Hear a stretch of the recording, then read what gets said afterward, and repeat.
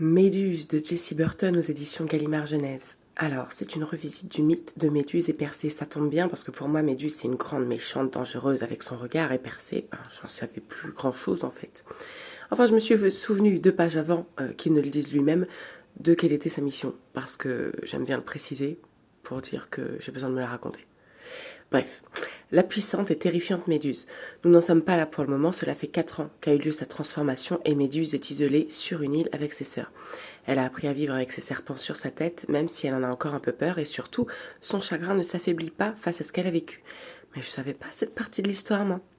Je spoil un peu, mais bon, ça date de perpète, comme info. Donc Méduse, en fait, Poséidon, il l'a forcée dans le temple d'Athéna.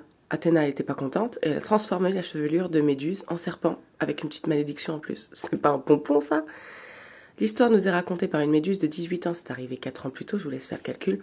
Nous sommes donc dans les sentiments d'une adolescente, c'était hyper touchant, par contre évidemment un mélange d'émotions, de la colère envers le comportement des villageois, et puis ceux d'Athéna, mais quelle blague!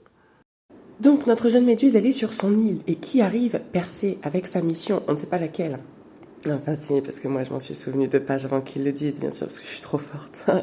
Bref, les 2 jeunes gens se rencontrent sans se voir réellement, puisqu'Athéna a dit à Méduse « Malheur sur tout homme qui osera porter un regard sur toi ». Donc elle n'est pas sereine, Méduse, elle fait bien en l'occurrence. Les 2 vont discuter ensemble, évidemment, échanger leur histoire, leurs problèmes et une amitié amoureuse née au fil de ces discussions. Ça peut paraître un peu longué pour un adulte impatient, mais c'est tout à fait convenable. Jusqu'à l'aboutissement où chacun comprend l'impact de la vie de l'autre sur lui-même.